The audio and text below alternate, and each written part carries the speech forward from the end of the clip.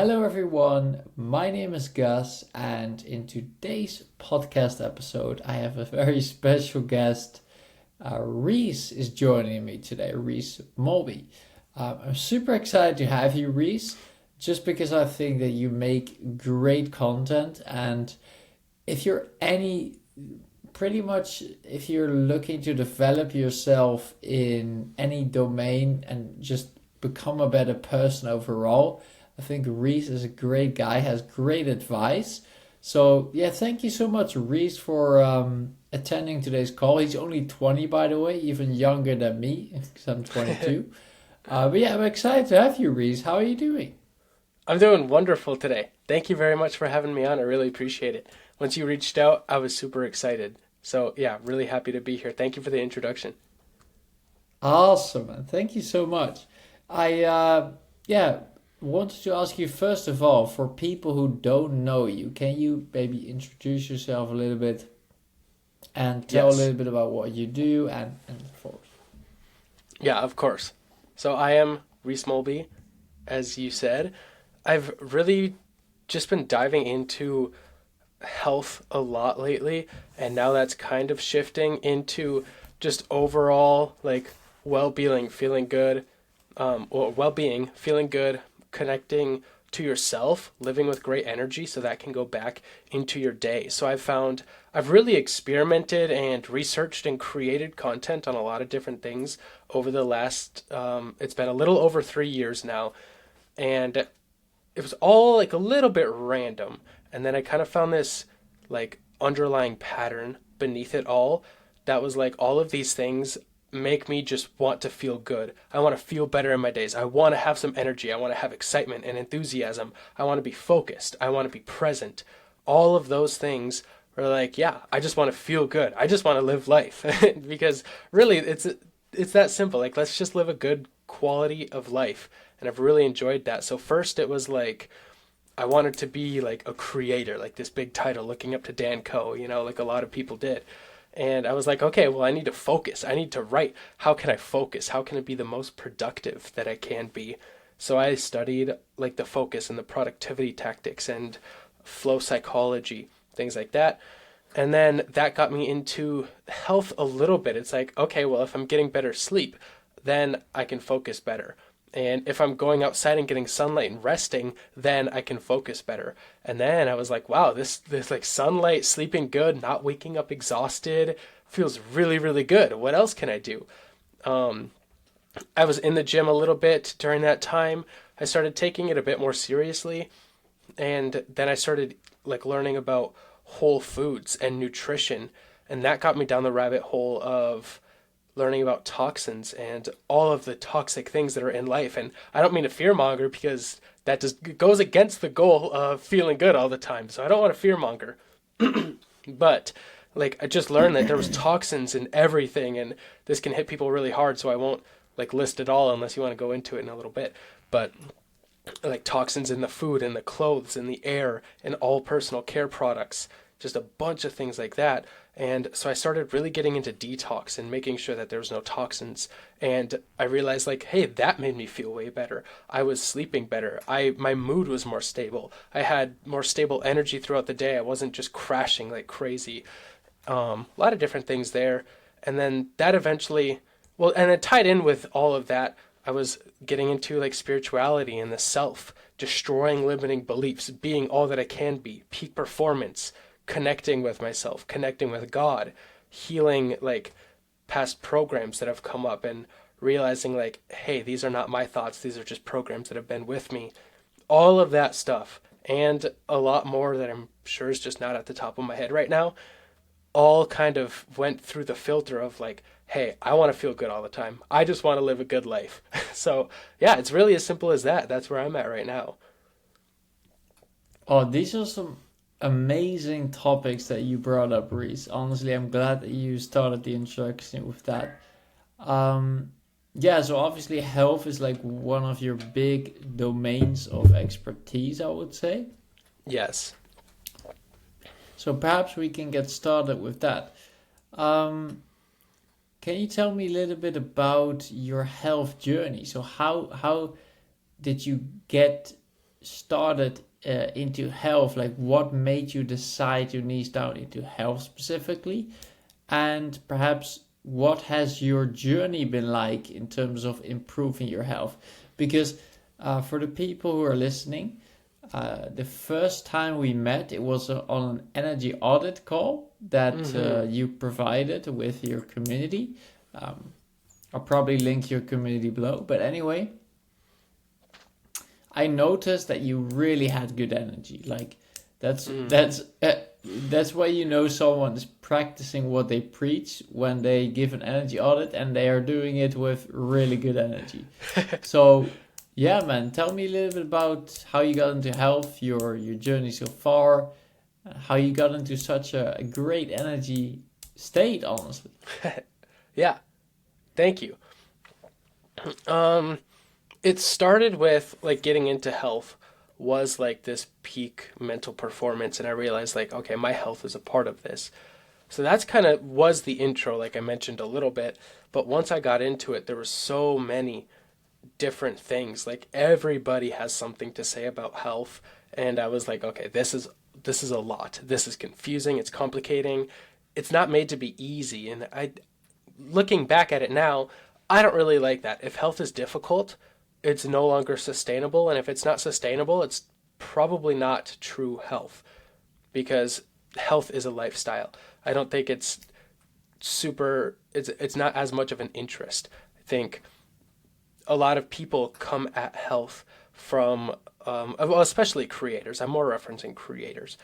Come at health from like, this is all that I do all day. I'm in the gym 2 hours a day, and then I'm meal prepping, and then I'm talking about health, and then I'm in a sauna. It's like they spend their whole day just trying to be healthy, and that's great, and maybe you enjoy that, but then you're not spending your day doing things, you know? So it's like, I wanted my health to be a baseline so that I could just live a better life, so that I could focus more, so I could be more present in social situations, so that, as funny as it sounds, I can sprint away from a bear or a person trying to kill me, you know? Like, or imagine like hanging from a building. I have a little bit better chance because I am healthy. So that's not the driving cause, but it's like, I didn't want my health to be my lifestyle. I wanted it to support whatever lifestyle I wanted to live. And that's why I just think it's an underlying baseline. And I've even looked into like Joe Rogan, Andrew Huberman,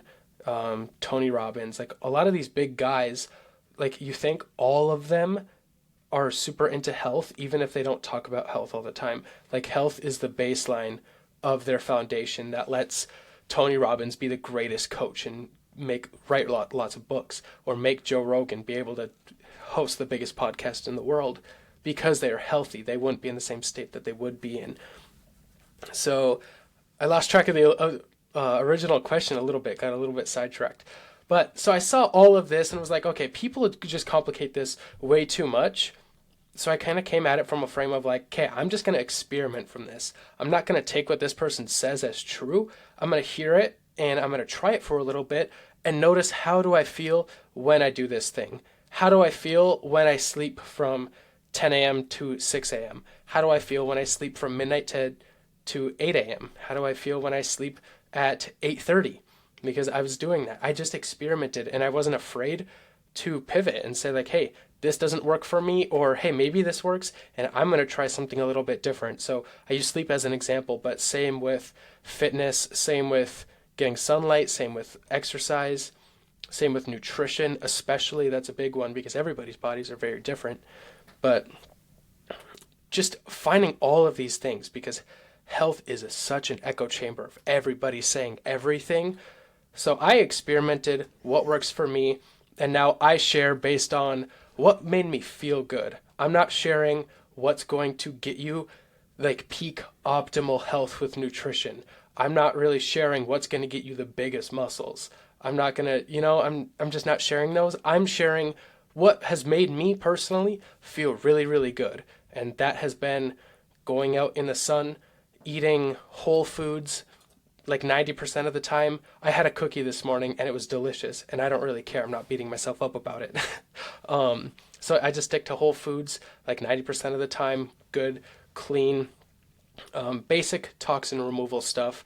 So just kind of limiting microplastics, wearing natural fibers in clothes like cotton, linen, wool, then getting sunlight. I don't know if I mentioned that. I may have, but especially in the wintertime, it's important. I mean, in Minnesota, it's been like 0 degrees the last couple of days, but every morning I still, 0 degrees Fahrenheit, that is. Every morning I still go out in my shorts, try to get sunlight on as much bare skin as possible, and I'm grounding on whatever little patch of dirt or grass the snow has melted the last couple of days or something.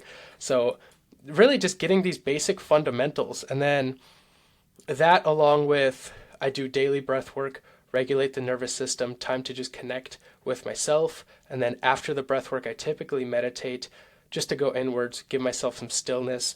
And then, oh, I missed it. With sunlight, also goes eliminating blue light past dark and aligning the circadian rhythm. So that's a lot of just the simple things that, like, I saw all of these things in the health space on Twitter, articles, Substack, podcasts, everything. Everybody has something to say about health. I kind of got it down to those fundamentals about these things make me feel good. I love them. It's not work to do these things because they just feel so good that I want to do it. So that's probably where the energy comes from, is I'm just doing things that I enjoy almost all day long. And if I'm not enjoying it, I let it go and I experiment with something different.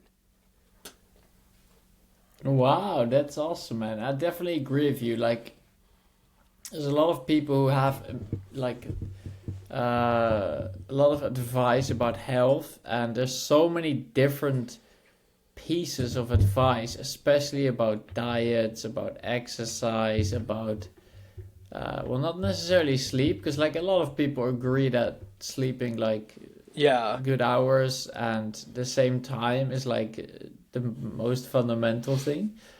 Um, but yeah, man, like one of the things that stood out to me was that you said that you really do things you enjoy, and that's probably one of the reasons why your energy is so consistent and so high. Mm. Do you also mean in terms of like work and stuff, or do you specifically relate to the health practices? That's a really good question. I do try to stick where it's like I'm going to do the work that I enjoy for myself, because if I'm not enjoying it, then I don't think it's going to be as good as it could be. And I take a lot of pride in, like, I just want to put out something of quality. I don't want to put out something that people don't deserve to spend their time on, because, well, everybody knows that everybody's time is valuable. So I don't want to I don't want to sabotage that for them. So yeah, it's really just doing things that I enjoy. Lately that has been recording my own podcast, creating guides. I've been rebuilding my school community, and I think it's going to be a lot different, really focused on just getting people that like feel good health, kind of just helping them go through the experimentation process and then going inward with themselves, just finding this enthusiasm, finding this connection with God. So that's kind of been pulling me a lot lately. So that's been one thing that I really enjoy. But then with the maintenance work, like the things that I maybe don't want to enjoy or don't enjoy as much and don't want to do, I've really found AI to be extremely powerful these last few months in, like, hey, if I don't want to do something, let's figure out how AI can do this for me, because it's going to take less time. I still may have to set up the AI to do it, but it's going to take a lot less time and a lot less brain power. So that way that can go back into doing more creative work or experimenting, researching, whatever it may be. So it's, yeah, kind of just been the admin work that I don't really want to do, that I'm trying to get AI to do for me. I really want to set up my Claude bot. I don't know if you're familiar with that, but I've heard about it a little bit lately. And it's like an AI bot you can set up in your Telegram or Messenger or whatever. And then they have access to like your files in your Google Drive or whatever, so they can just start doing stuff for you. So I'm curious about setting that up. I was probably going to look into it maybe tonight or tomorrow or something. But yeah, mostly it's just I try to do as much of what I can enjoy, but then also, like, life's not supposed to be enjoyable 100% of the time. I don't believe that life is suffering, like kind of like what Buddhists say. I think that's probably just a bunch of garbage. Like, at least I think the power of language is super, super important. I don't want to tell myself that life is suffering. That just sounds silly to me. Now, I haven't looked into it. I haven't done a bunch of their practices, so maybe I'm seeing it differently, but that's how I'm seeing it from where I'm at now. I'm like, yeah, life is meant to be enjoyed. I guess my movement is kind of the opposite of like, I just want to feel good. I want to enjoy life.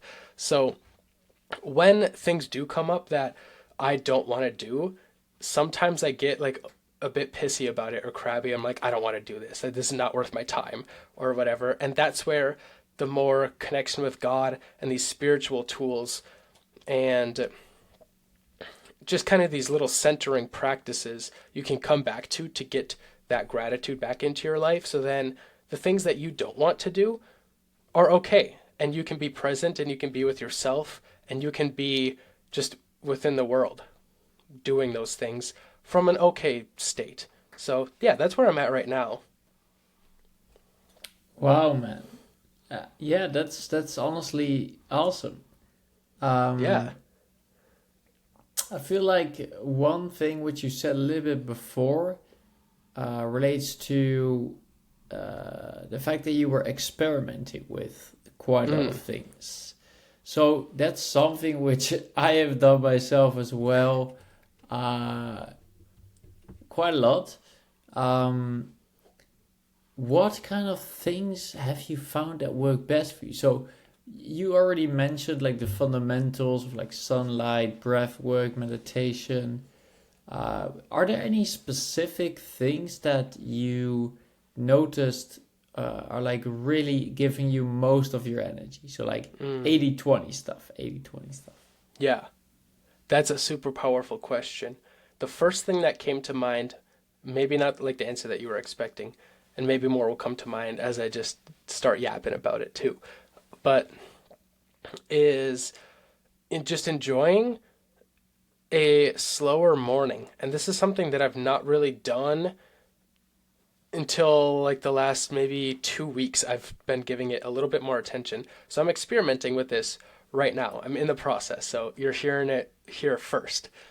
But like waking up and not going on my computer to deep work right away. I used to love doing that. I'd wake up at 6 o'clock and I'd be on my computer by 6:15 after like brushing my teeth and meditating for a couple minutes.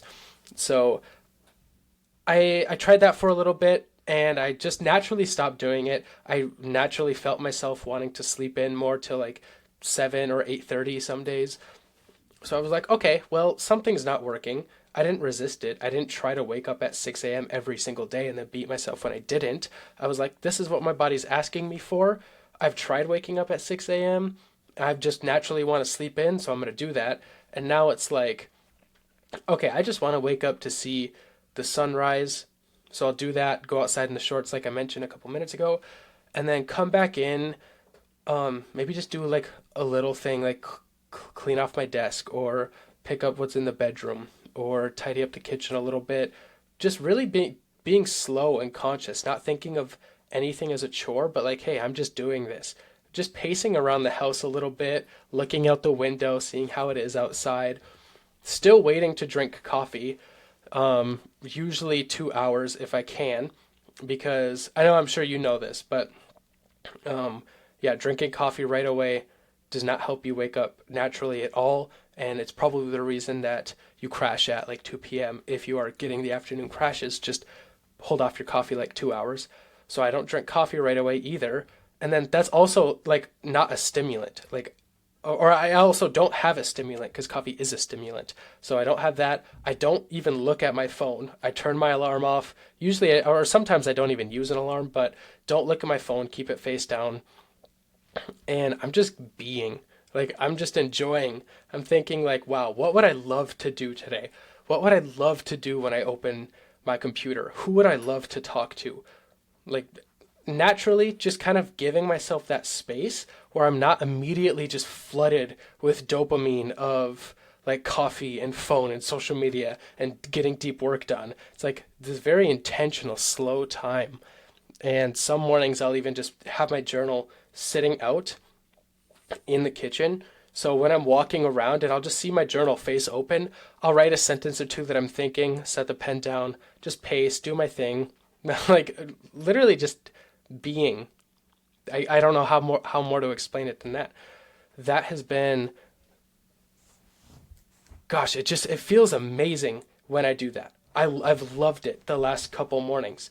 And then I'm like, you know what? Okay, I'm feeling ready to open my computer, open my laptop, get some work done. I don't have a time. I'm not like, okay, I'm going to do this for 45 minutes and then I can open my computer.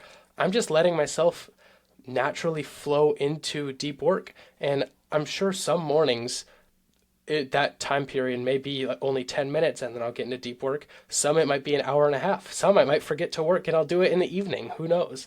But I've really, really loved that. And then, yeah, so that was kind of not quite an 80-20 thing, or probably not what was expected, but I have just loved that lately. So I'm trying to think of a couple more that have been super powerful. I would say that eliminating blue light after dark and really just limiting blue light in general.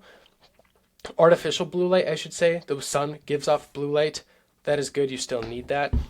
It's still going to align your circadian rhythm the right way. But artificial blue light coming from phones and TVs and laptops are not going to be very good. I keep my phone just starting yesterday. I started another experiment actually. So see, like always experimenting, just trying stuff. Just it goes to show. But I put my phone on the red light filter all the time. If you don't know, you can go in your settings. You could go to, I think it's like display and text size, color filters, and turn on the red filter. I'm not sure. You can look up how to do it. Just how to turn on color filters is what you could look up. But my phone screen is red. There's no blue light. It's just red and black. And that cuts out so much blue light. It also cuts out a lot of the dopamine that you're getting from it, because blue light is a bit addictive. Like if you are in like the middle of a woods and there's a random billboard, you will be drawn to looking at that billboard because it's the only like bit of stimulus around. So very similar to your phone. Like if you are just in an office but there's blue light, you're going to want to look at that because it's more stimulating. So really just limiting that, and then especially once nighttime comes around, because the sun sets, your body thinks like, okay, it's time to wind down. We got a lot of infrared light when the sun was just above the horizon setting, and no more blue light because it's dark outside and it's the end of the day. And then you blast yourself with blue light with computers, with phones, with TVs, with even overhead LED light bulbs. The light, for those on the camera watching this right now, the light over here is from the window from outside. My light here, it's a little more yellow, is an incandescent light bulb at eye level. You don't want it above you because it's just like it's the sun at midday. So eye level is like it's at the sunset. Incandescent light bulbs generate light by heat. It's a lot more natural than LED bulbs, which also flicker like thousands of times a second. If you take a slow motion video to an LED light bulb, you will be shocked at what you are seeing because it just flickers constantly and your eyes pick that up. So yeah, blue light is another really big one. I'll leave it there for now. What do you think? What's been 80-20 for you lately? Great question. So yeah, just before I go into that, I feel like having a good morning is definitely essential. One of the things which I've also incorporated is walking. Walking, like writing down my goals is something I do. That's something which I really think is a beneficial habit. Yes. Because it also shows, like it kind of puts intention behind your day and like what you're trying to work towards, what you value. So that's something I personally do and have been doing for a long time, is writing down my goals pretty much like first thing in the morning after like drinking water, which is actually the first thing I do is I drink water and hydrate myself. Awesome. So yeah, that's something which I have kind of implemented into my morning routine, because I think as well that morning routines are like super important. Like how you start the day is how most of the day will be. So yeah, I found really that love every day that I have a bad morning, I've found that to be true.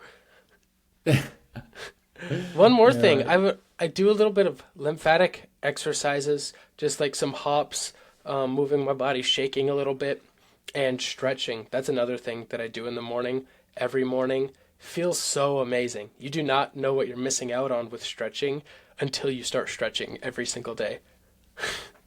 Oh, yeah, we might go into that in a second because I would love to know a little bit more about that. And yeah, and I also think the second point that you mentioned about blue light is especially important. I personally use an app called Flux, f.lux, on my Mac to automatically shift the light Mm, scheme on my Mac so it aligns with the sun. Uh, that's a really cool one for that's people. awesome. Yeah, I have one If like that. It's not that one, but I love it. It's so awesome because it's just, you don't even have to think about it. Yeah, that's true, right? And also, like, I have some blue light blockers, which I Oh, sometimes yeah. forget to use, but I feel like when I use them, they do really help to, yeah, calm down the body, calm down the nervous system, and the eyes as well. Feel Yes. like the eyes get a little bit more relaxed. Apologies, like the eyes get a little bit more relaxed from that. Um, but yeah, what to answer your question, what kind of has been working for me lately, or what's kind of been the 80/20? Good question. So I think sleeping consistently and having a Mm. wake up time has helped me because I used to wake up without an alarm and let my body wake up naturally. But Mm. what I found is sometimes I would just wake up like really late and would have obligations like work and other things to do. And that really got me short on time sometimes. So Yeah. for me personally, adding a little bit more structure had been helpful in terms of health. Um, yeah, drinking water definitely. I did buy some lemon again, so that's something which I Ooh. try to do now during workouts is add a little bit of lemon to some filtered water. Um, yeah, because I think it's well that replenishes your electrolytes. There's Yeah. also a bit of glucose in it, which is good. And it cleanses the body as well, lemon. Yeah, that's awesome. Uh, yeah, I think those are like two things. Let's see if there's any other ones. Yeah, and I've started running again. That's something which I hadn't done for a long time. But yeah, I sense that it does have like positive effects on my health. Because like, um, if you just go to the gym, perhaps you won't get as much of the health benefits as you would have if you just even incorporated one run. Mm.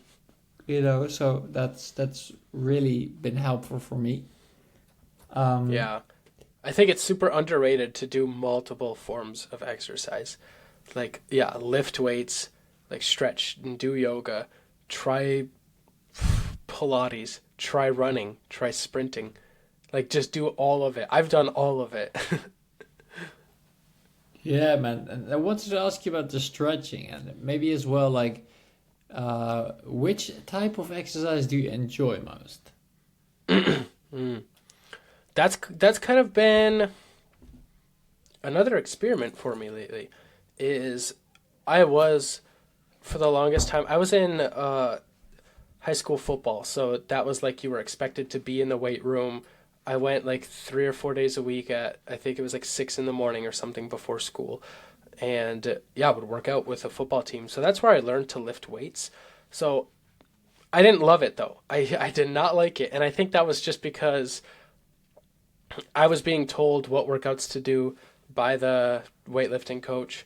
I had to be there at 6, so I was getting up at 5:15 in like cold, freezing winters. It was just not fun, especially being in high school still too. So that kind of turned me off from lifting. So then I didn't lift again until like a year or two later ish. And then I got back into lifting on my own. I was choosing my own plan. I didn't like have a coach or anything.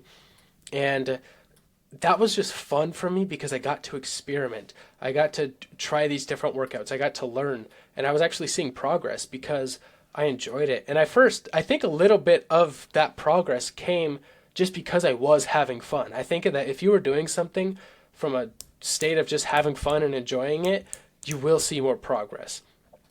So yeah, I was lifting weights for a little while, and then as I started getting more into holistic health and being outside and removing toxins and just being more connected with the world, I started seeing gyms as very like sad things. Like it's just a square building, like blue fluorescent lights everywhere, people with AirPods in, not talking to each other, like there was nobody else there.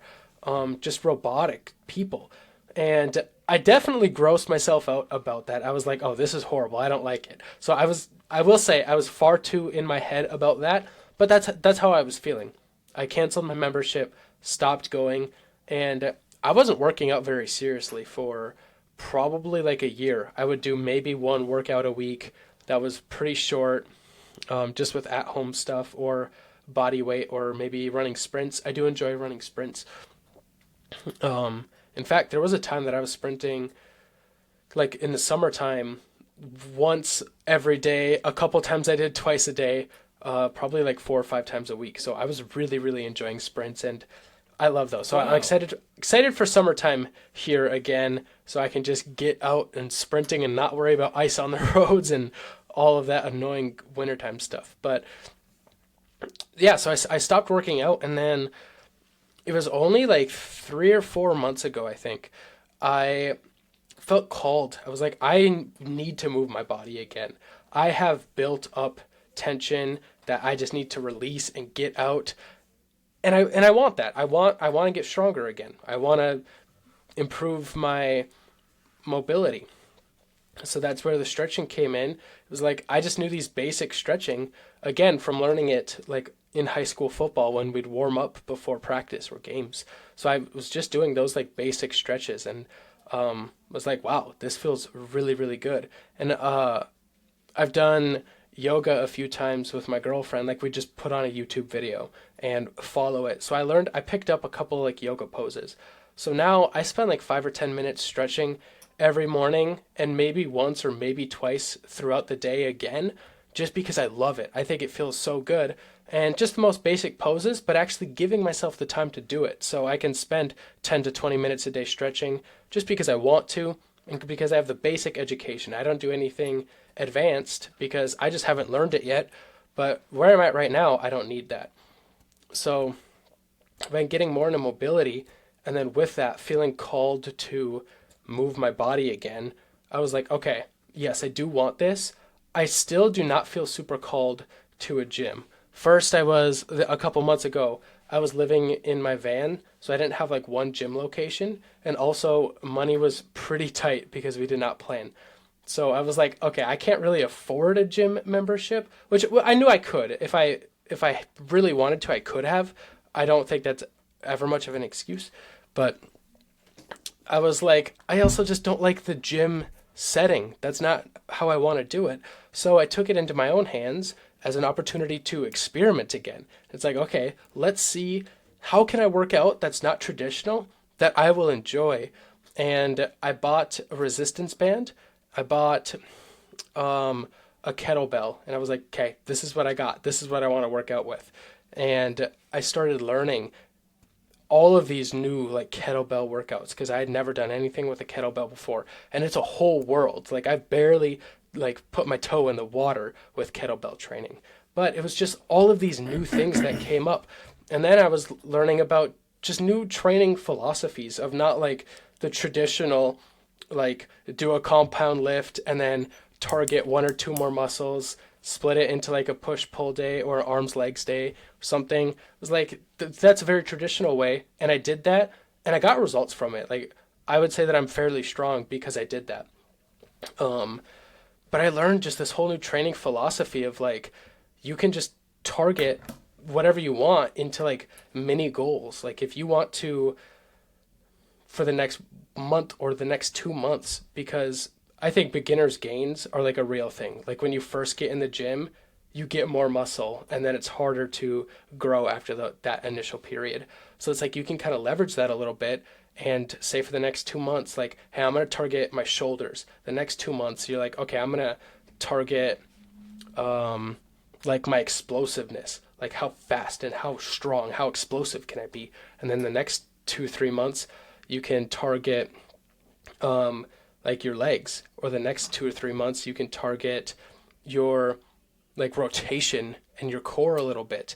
Then after that, you can target maybe some martial art, or after that, you could target sprinting, like, and it just like gamify it into like targeting these other little things, filling the gaps with mobility. So that's where I've been right now, just messing around with a kettlebell in my bedroom. Sometimes I'm not even looking up or researching workouts. I'm just intuitively holding a kettlebell or resistance band and just feeling like, how does this move? What if I lift it like this? What if I twist my arm like this? Making up my own little stupid workouts and then just doing them. Now, that I will say that it's not getting me the most progress, but that's not what I want. I just want to feel good, right? That's my goal. And it goes back to other people's goals are going to be different, but that's mine. And I'm having fun with my workouts. I'm laughing at myself because I think that I'm silly for inventing this fun new workout with a resistance band or kettlebell. And then other days, so I'll do that. I'll do like more like the creative, like, okay, what could I invent? What could I intuitively move with my body if I'm not really feeling like working out? And if I'm feeling like working out and excited for it, I am all in on like explosiveness and intensity, and doing a bit longer of a workout too. So really, I've just been finding what's working for me, and that's where I'm at right now. And a year from now, it'll probably be something completely different. But that's why it's like, if you are bored of training or if you don't like it, you're probably just doing it in a wrong way. Like there's something out there for everybody that will interest you and like will give you some fire to work out. And I've just happened to found one that aligns with my goals right now. Oh, I honestly love that, man. Like the way in which you talk about these goals is definitely in alignment with how I want to Mm. uh how I want to go about health. Yeah. It's It like, just makes it fun.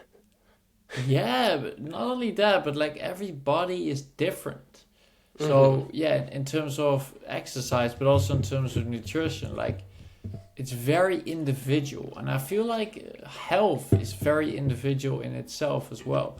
For some people as well, like 8 hours of sleep doesn't really have like the same effect as like Yeah. perhaps like six or even nine. Some people like to sleep longer.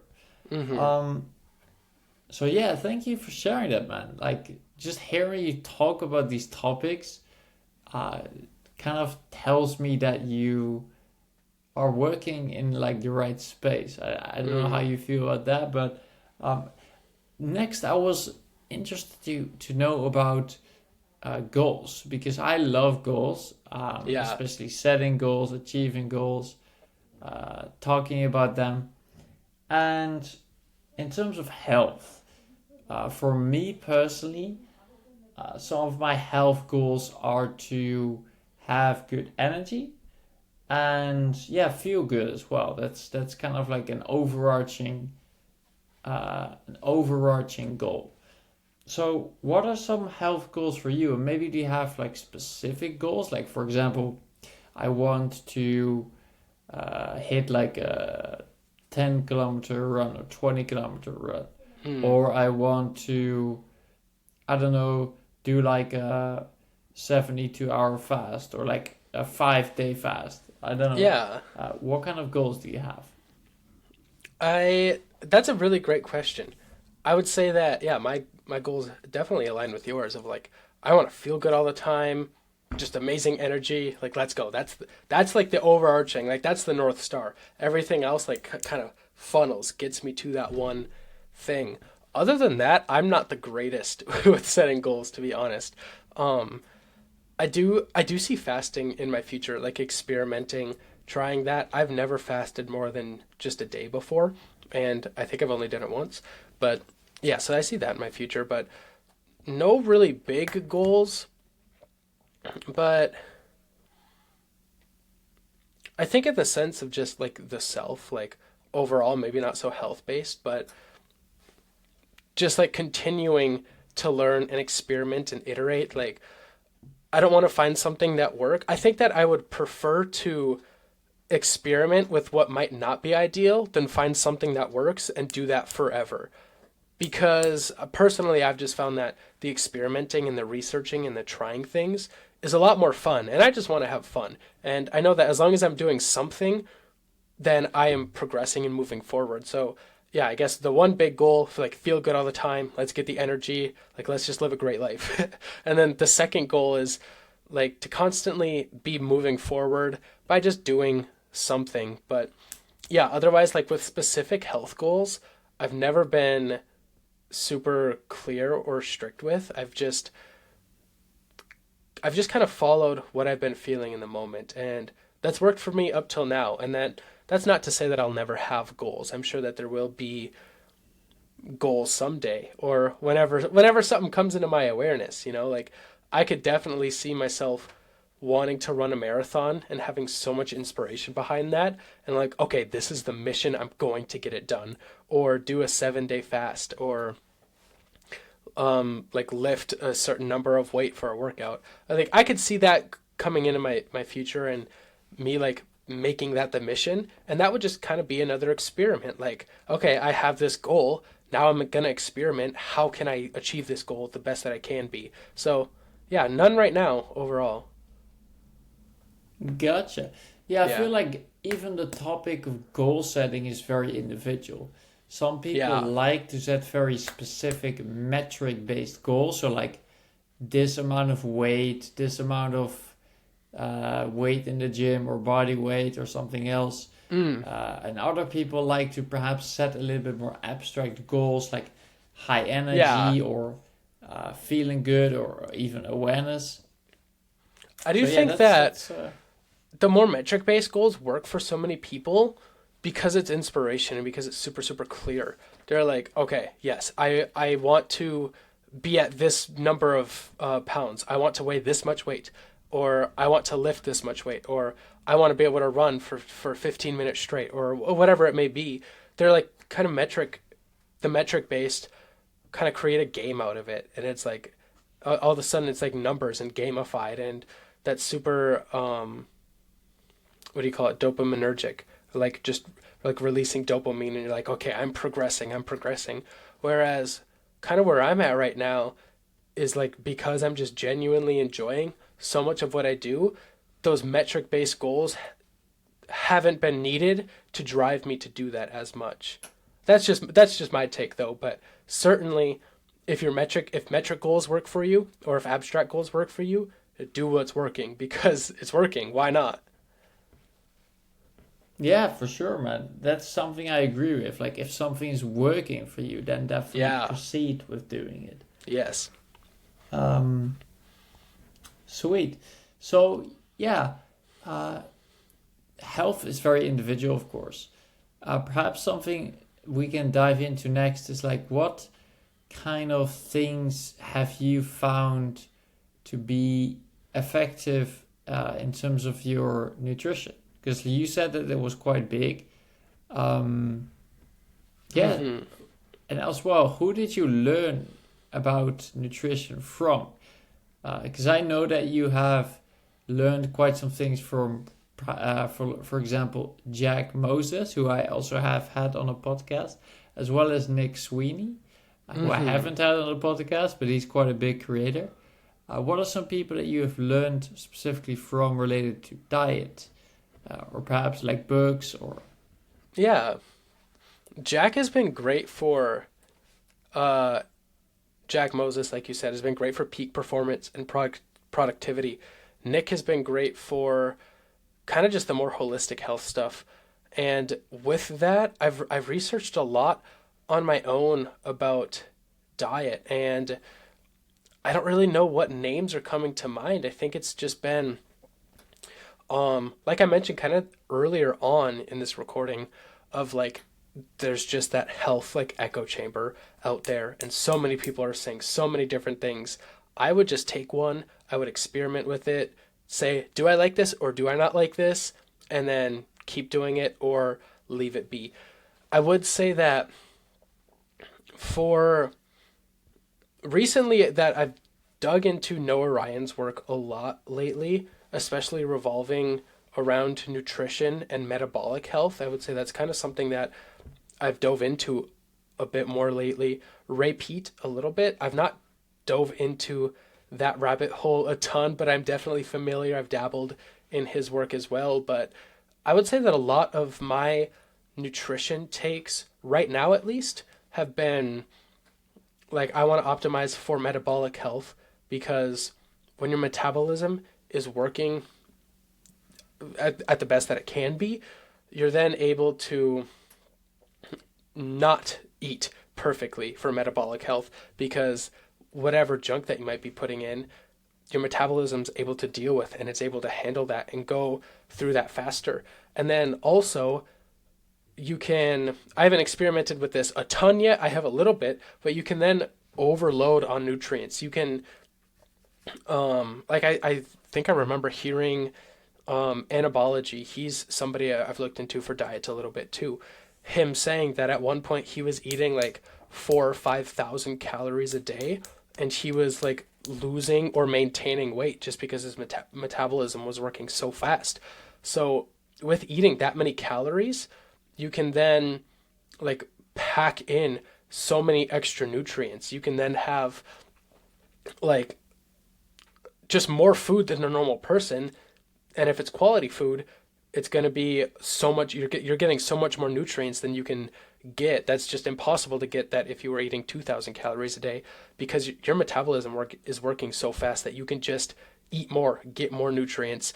And then if you're not doing that, you can go out and you can have pizza, or you can have a dessert, or you can enjoy whatever food, or even with alcohol too, and your body will be able to process and manage those things a lot better because of metabolism.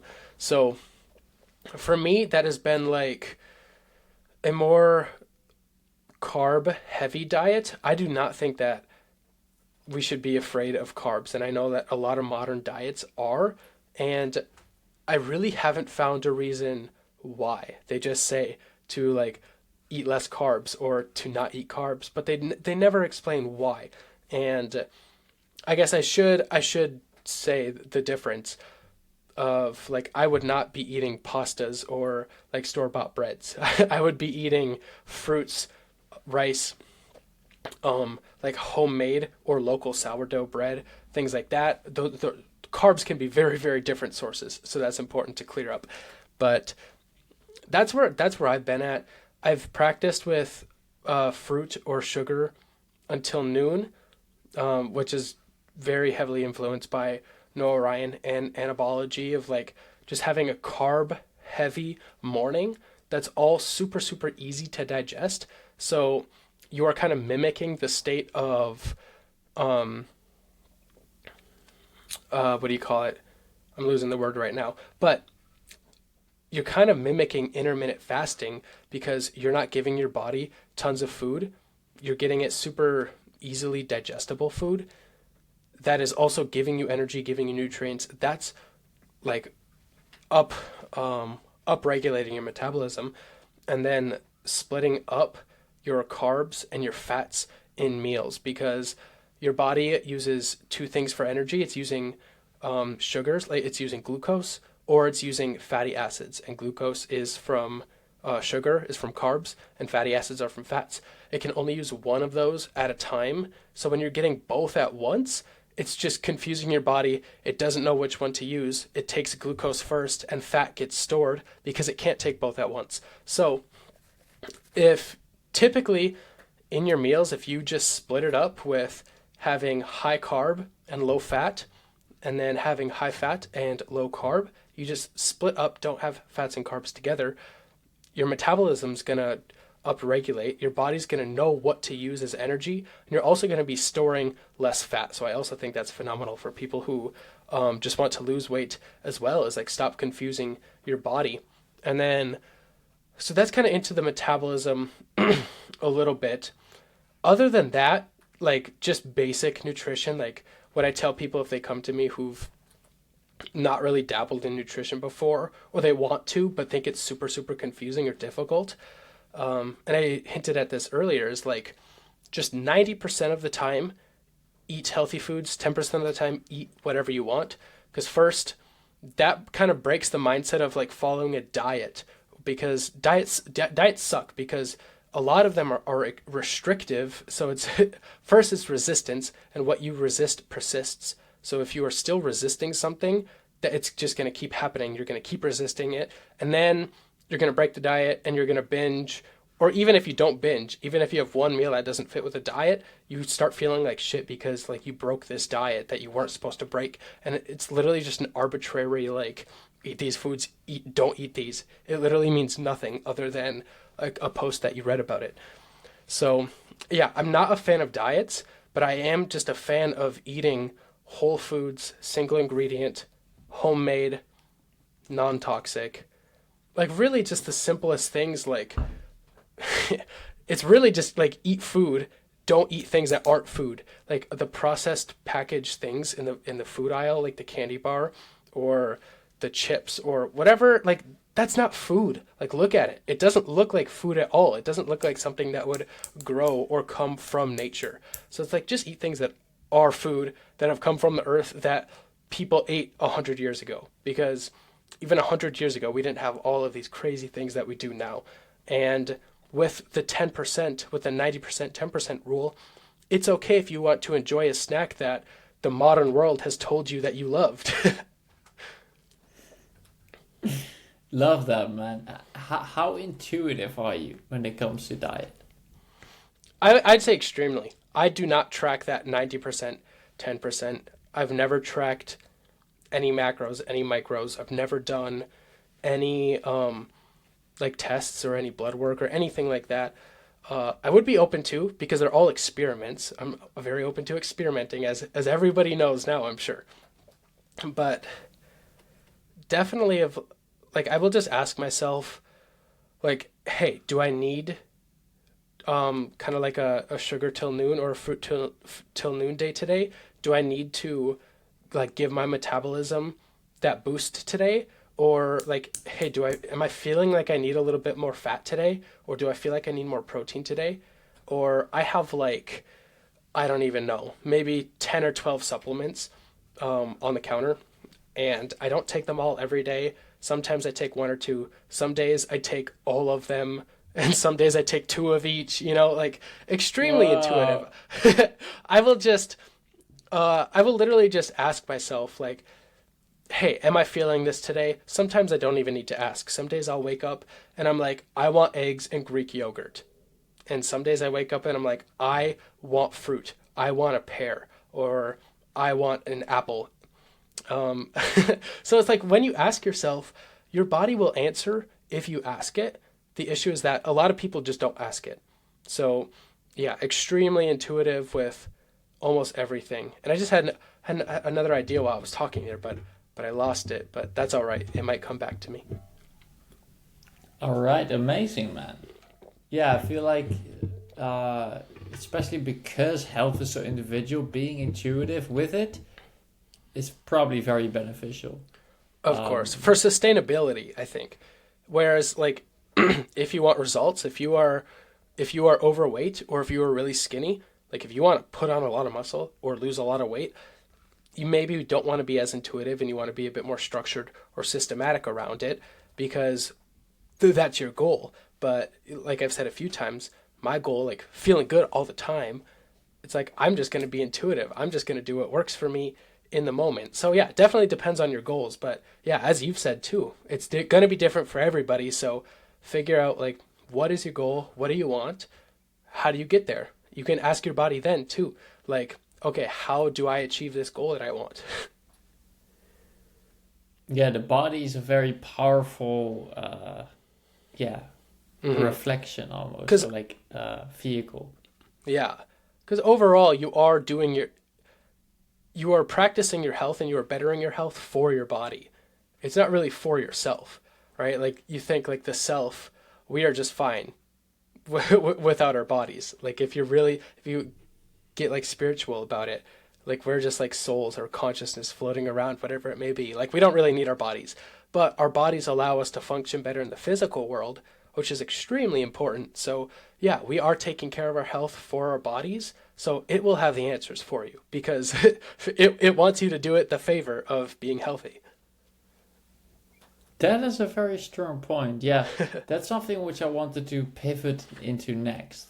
Yeah. Because we've spoken a lot of health, but I'll be curious to know a little bit more about your philosophy around spirituality. Um, Personally, I've also learned a lot from Jack Moses about spirituality, Mm-hmm. as well as I love a book series called Reality Transurfing. That's something which has been like high on my list when it comes to how I see the world, how I want to live life. What are some like spiritual teachings that have really transformed the way that you go through life? Yeah. I love that question. That's beautiful. Thank you. Um, I mean, I think this is really, really cool because the spiritual world ties in 100% with like my overall goal of like feeling good, living a good life, like just being happy, being feeling good. It's that simple. And that ties right into it. So that makes that so fun for me and just another avenue that I get to experiment in. Um, as for teachings, I I have reality transurfing on my phone. I think I would enjoy the physical book a lot more, so I'm gonna have to invest in that. But I haven't read it a ton. But I have like just kind of randomly like looked at the table of contents, clicked around on the chapters and read a page or two. But yeah, I've not really read it in enough density to talk or remember a lot about it. But I'm super excited that that is in my future. So one thing that transformed the way that I lived life, I will say two things actually, two books in particular that transformed the way that I live was The Surrender Experiment by Michael Singer. And that The Surrender Experiment by Michael Singer is the only book that I've been able to read in less than a week. Probably the only book that I've been able to read in less than a month. I'm a very slow reader, as well as like I will be reading five or six different books at once. So I will just switch between all of them, whatever I'm feeling called to read. But The Surrender Experiment, I was sucked into. I didn't want to put it down. I wanted to know what was happening next. And I finished it in less than a week. And that was that taught me just a lot of lessons. But basically, the book is. Have you read that? I've started it, not yet finished. Awesome. Yeah. Basically, for those listening, basically it's about Michael Singer was just. It's him writing about his life and his experiences and his surrender experiment. And I mean, how cool is it that connection that I've been talking about, like experimenting this whole time, and that book is about an experiment. So I didn't even True, make that true. connection. That's beautiful. That's awesome. He's just experimenting of like, what if he said yes to everything that God put in front of him and just follow it and listen to that. And it started out like he just wanted to silence his mind. And there was this voice in his head that was going all the time. And he was like, are other people experiencing this? Like, are people not driven insane by this little voice talking all the time? And he learned about meditation. And so he started meditating.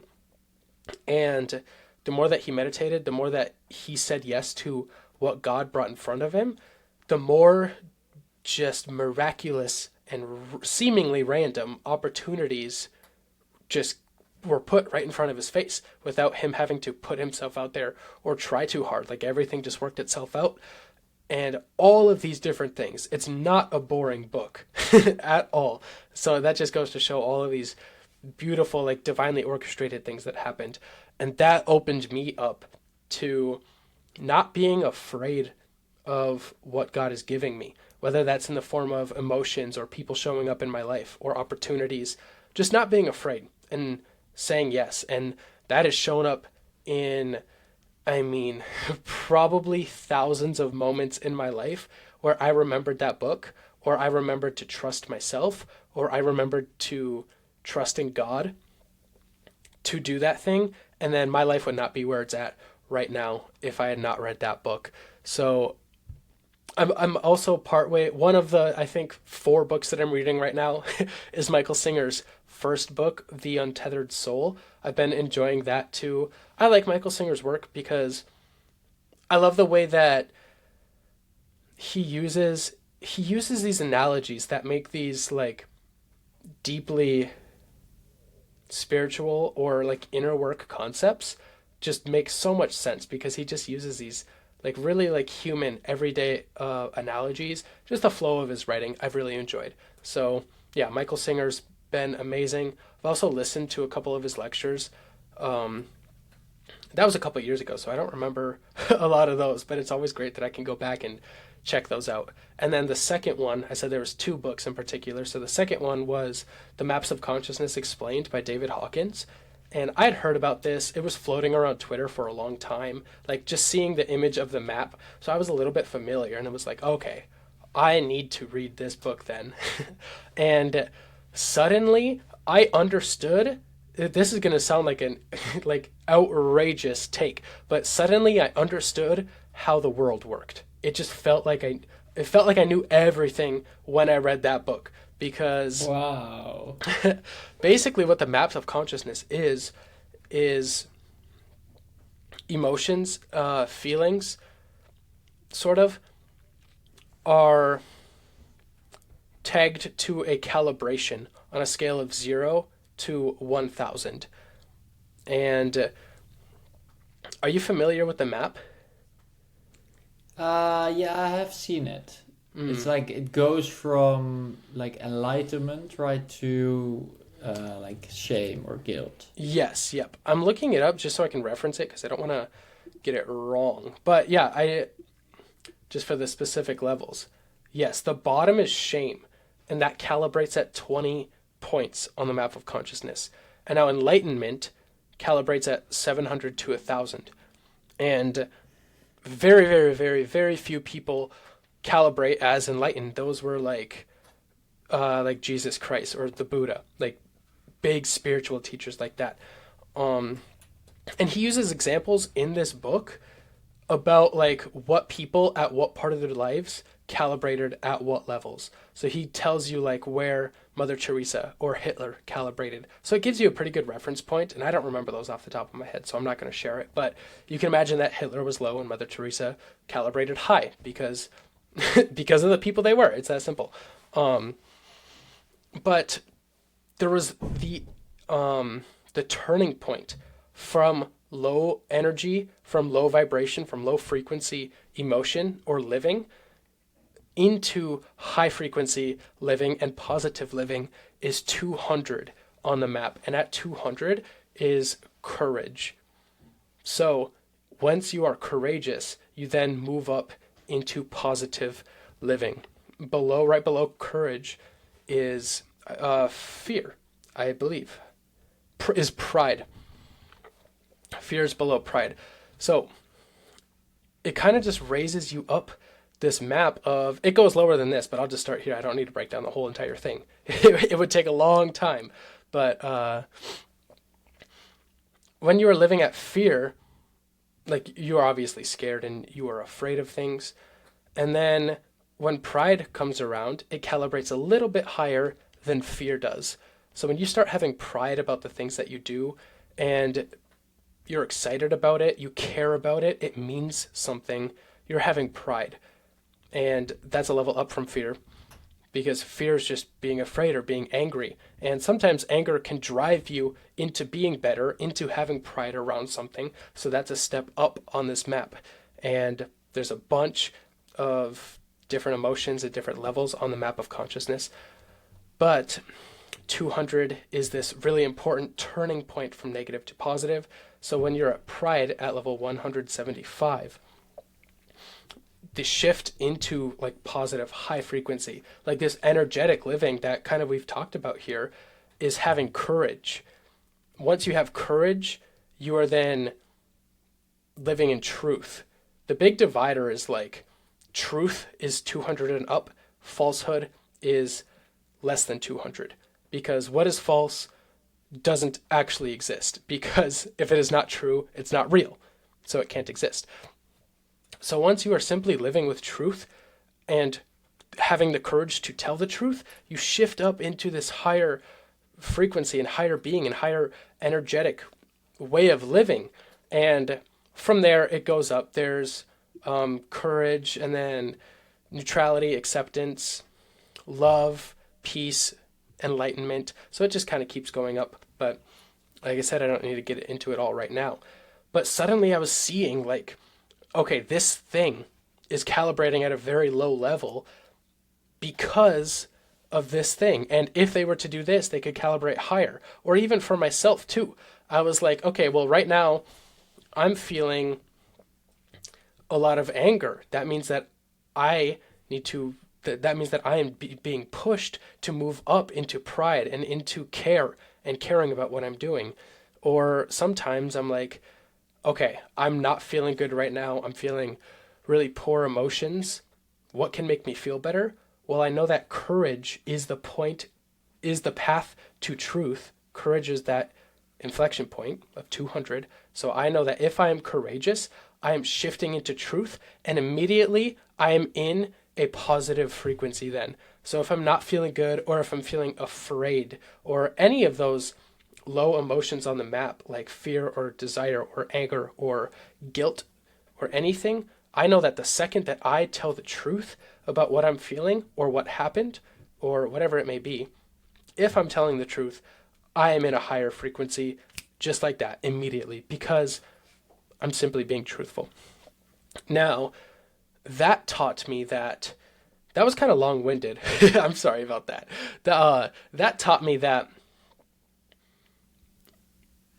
that truth is like the highest value that I could possibly have, because I knew that if I was being truthful about no matter what happened, it was going to be good in the long run. And I'm playing the long game because I know I'm going to be around, so I don't need to play the short game. It's not as rewarding. I know that if I'm truthful in the long run, that is a high frequency, that is a positive thing, and that energy is out there, so that way I cannot go wrong if I'm being in truth. And now love is the level of 500, so that's much higher than courage.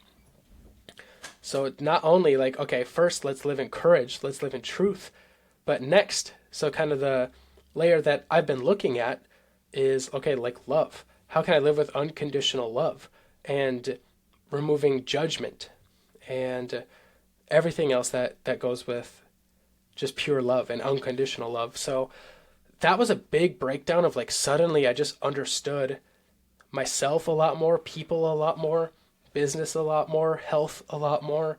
That shaped my life because I think since I've read that book, I don't know if I've told a single lie, even the tiniest of white lies, because I just have this certainty that I have no reason to tell any sort of lie or white lie ever, because in the long run, truth is in my best experience. What do you say? In my best interest.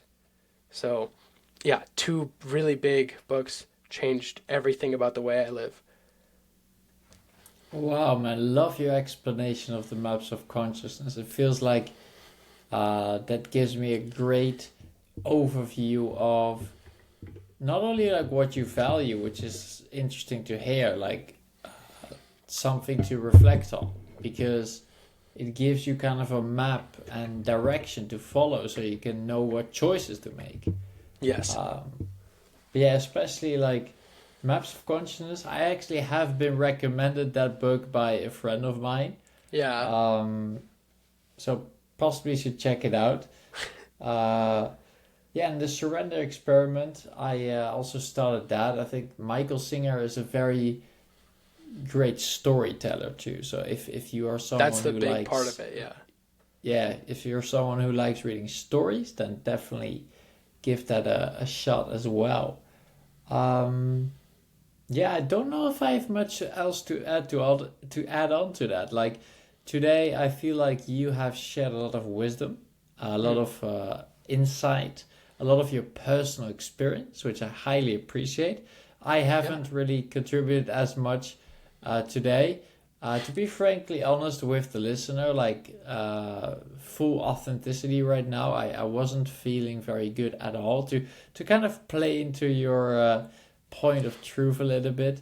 Yeah. Yeah, I wasn't really feeling good at all, but I can definitely say that this call has uh, allowed me to shift my focus, and because as well you have great energy, I feel like that affected me as well. Mm, So maybe another principle for people to take home as like a value addition is uh, also surround yourself with things and people that calibrate higher at this level of consciousness.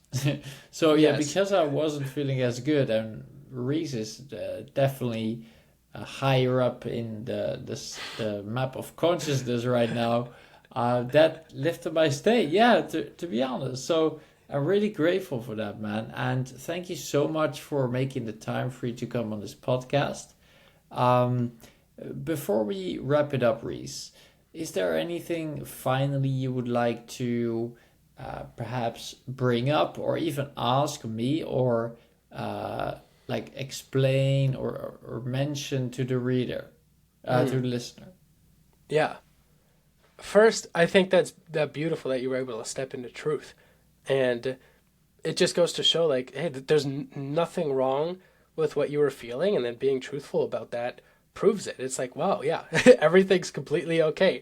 People aren't gonna hate the podcast or hate me or hate you because you were feeling a little less energetic. It's like, um, and I don't necessarily need to tell you this, but just that goes to show as an example, like telling the truth isn't scary, especially when you can trust first yourself, or I mean, I should say first God, if you can trust that He's got your back and He's in your best interest, and then second yourself to follow through and know that it will be okay. Like telling the truth is the best thing that you can do at any point. So yeah, I really appreciate being on here today with you. I'm glad to hear that it raised your energy a little bit just being on here and chatting for a little while. And yeah, I definitely think that it is important that hey, if you want to get better health, spend time or talk to people who also want better health. Or if you want higher consciousness, or yeah, if you want higher consciousness, spend time or talk to people who energize you. Or I wrote a post similar to this last night of like, hey, if the best marketer that you know tells you to do something, you do it.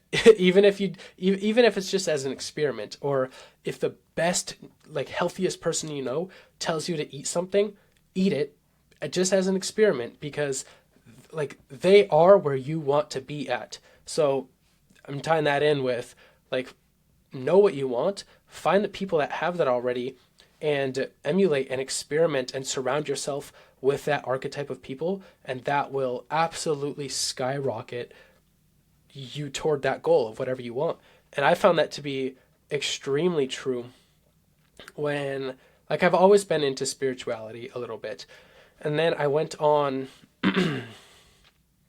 a trip for 1 month to Austin, Texas, last in 2024, and I met Danny Miranda at his run club, and just the energy that he had was so awesome, and the energy of all of the people there, all of them were like, "How are you feeling today? What's going on?" Like we all shared that, we all just chatted, and that just made me so much more called and connected to enhance my like spiritual world for myself because I was just around people who were doing that. And also, I mean, it was a run club. I'm not much of a runner. I don't really like it. But being around it, being in that run club, seeing people run on the main trail that loops around this Austin the city, got me more excited to go run and to work out and to just do like even like calisthenics or something super simple, because I was around people who were moving their body all the time. And then, yeah, I was around people who always wanted to feel better and were improving into self-improvement. And a few of them were into spirituality. So when I was around those people, absolutely skyrocketed. And then when I left and I came back home, and just in my hometown in the wintertime, like not many people are around. My like high school friends aren't super into all of this stuff. I noticed that the progress slowed down. And that's not to say it's a bad thing, because it kind of gives you time to like build or research or experiment. But if you really want like rapid progress, get around those people, whether it's in the form of like an online community or building new friendships or hiring a coach, whatever it may be, like get yourself around those people, because so powerful. But yeah, I guess that's kind of the last thoughts that I have. Thank you for sharing that. I honestly really agree with that. And one recommendation which I can give is a group called Transcendence. This is a school community by Jack Moses. I'm not, by the way, I'm not being like paid to say this. Yeah. But also because Reese is in this community and hosts right now, as of recording this podcast, records co-work sessions. It might be really valuable for you as well, listener, to check out, to surround yourself with people who are possibly on similar trajectories. Yeah. I'm not currently running those deep work calls anymore, but yeah, I'm still in the community. You'll see me in there. You'll see my posts. We can chat. And yeah, the value that is in that Transcendence community is amazing if you are looking to like build a brand around yourself and your story while improving. Gotcha, for sure. Yeah, so anyway, just if you want to network with Reese, it's definitely a good place to try it out as well. So yeah, Reese, thank you so much for that final point of value. I will actually link your socials in the description. Awesome. As well as your school community, Energetic Freedom. And yeah, I want to thank you so much for coming on today. Again, like, it's been a great time. I really love your energy. I think you're like a great inspiration when it comes to health. I really love that first call we had. I remember that very vividly. But yeah, man, like, thank you so much. And for the listener now, it's going to be the end of the podcast. You can find Reese's socials and his group in the description. And looking forward to seeing you in the next episode.